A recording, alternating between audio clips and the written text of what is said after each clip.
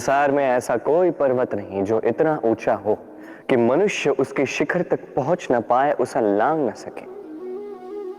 इस संसार में ऐसा कोई सागर नहीं जो इतना गहरा हो कि मनुष्य उसके तले को छूकर पुनः लौट कर आ न सके। एक छोटी सी बूंद पर्वत के शिखर पर पिघल कर बहने लगती है और देखते ही देखते वो महानदी गंगा में परिवर्तित हो जाती। कारण क्या है?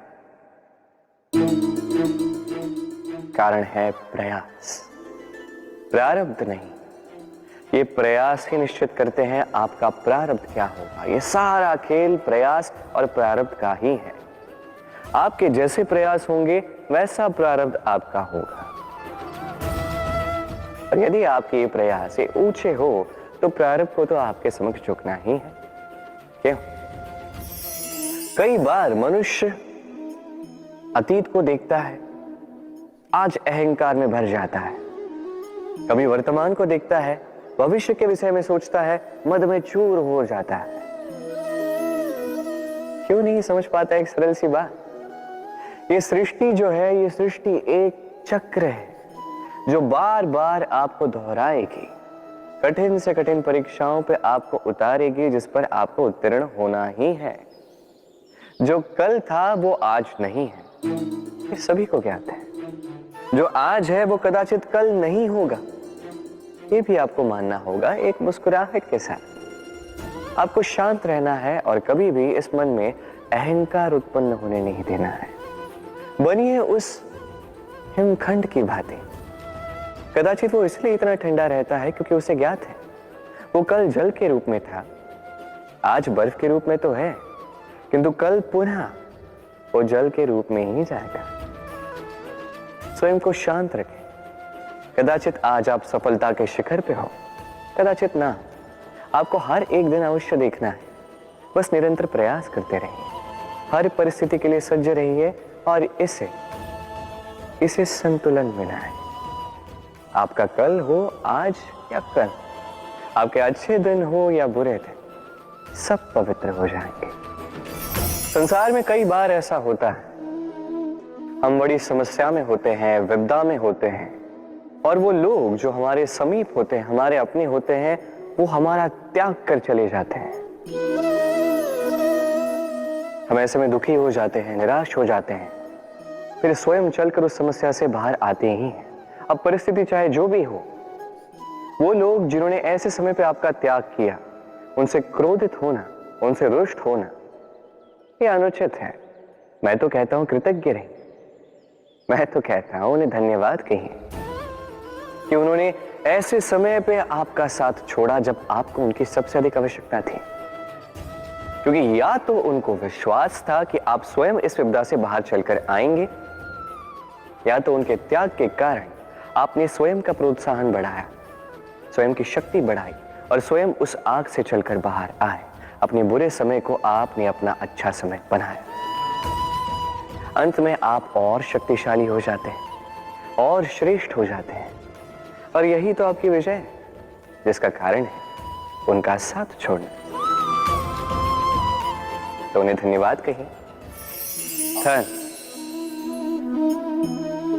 धन किसी के लिए मोह है तो किसी के लिए मान, किसी के लिए भाग्य है तो किसी के लिए कर्मों की इच्छा है।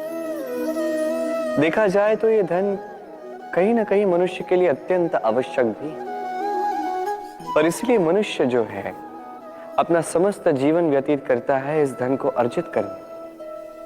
अनेक मनुष्य ऐसे भी होते हैं जिनका समस्त जीवन इसी धन में बीत जाता है।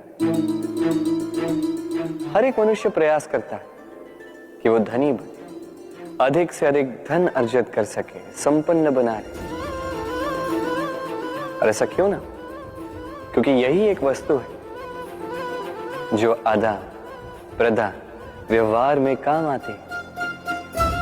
प्रयास हर मनुष्य करता है, धन अर्जित हर मनुष्य नहीं कर पाता। कारण ये कि मनुष्य सोचता है मेरे पास कुछ धन आ जाए तो मैं कुछ करके दिखाऊं। धन सोचता है कि ये मनुष्य कुछ कर दिखाए तो मैं उसके पास आऊं। इसलिए करके दिखा। ऐसे श्रेष्ठ कर्म कीजिए कि धन स्वयं आपके पीछे भागने लगे। आप यदि धन के पीछे भागोगे तो आप अपना संतोष खो दोगे, किंतु यदि यही धन आपके पीछे भागने लगे तो आप महान कहलाओगे। इसलिए कर्म कीजिए, श्रेष्ठ कर्म कीजिए।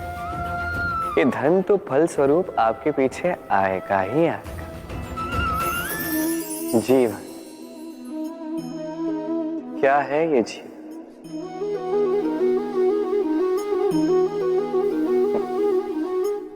ये प्रश्न सबके मन में आता है। सबका मन इसी प्रश्न से चिंतित रहता है क्या ये जीवन? इसका उद्देश्य क्या है? करे क्या इस जीवन में?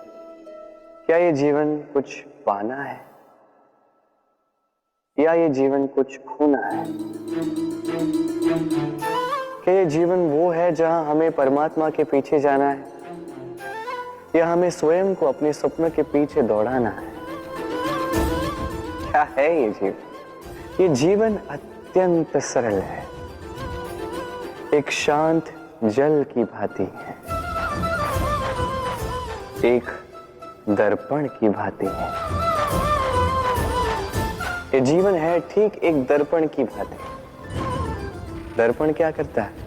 आपको वही दिखाता है जो आप करते हैं।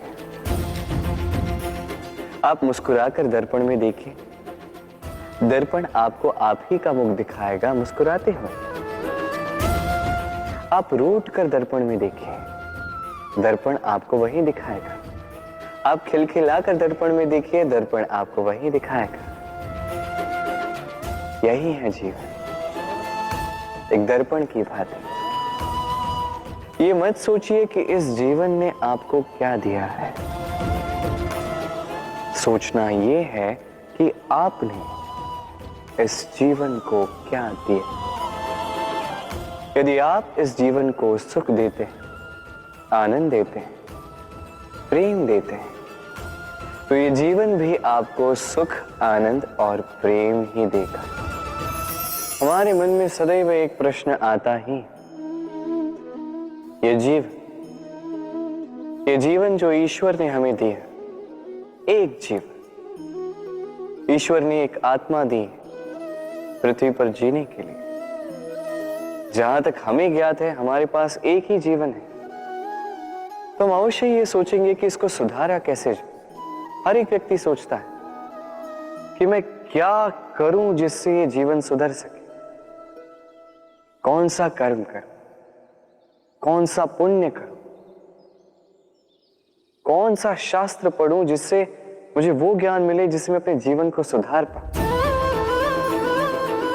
समस्त जीवन व्यतीत कर जाता है इन प्रश्नों के उत्तर खोजने में, वो शास्त्र समझने में। कई सारे लोग फिर भी समझ नहीं पाते।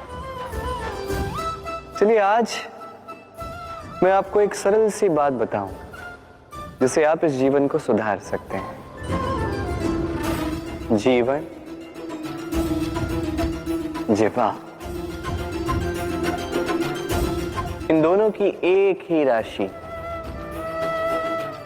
जिह्वा यानी आपकी वाणी, इस वाणी को नियंत्रण में रखिए,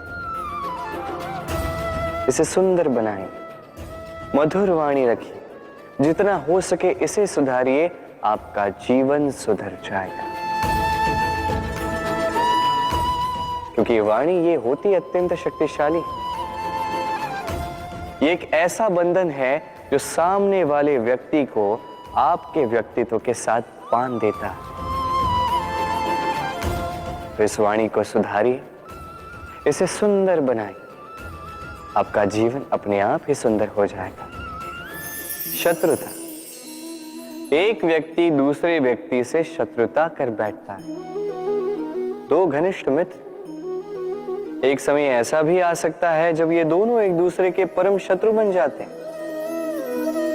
इसके कई सारे कारण हो सकते हैं, किंतु प्रमुख कारण है आलोचना।